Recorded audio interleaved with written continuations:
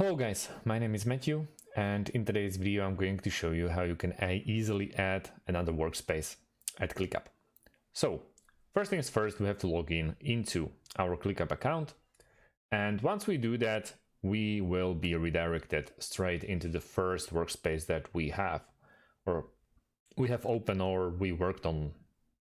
Once we're in here, we want to focus on the bottom left part of our screen, and in here we want to click on bottom left part, and then we have like these two bubbles. It can be the logo of your company, or it can be initials of your company. So let's click here. In this pop-up window we want to focus on left side, which is add a workspace. Right now all we have to do is pick a name. So let's go with tutorial workspace. Next, customize your workspace. You can easily drop an image or avatar. So yeah, we can do that. Just give me a second, like this,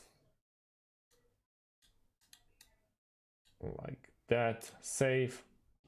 I'm happy so far.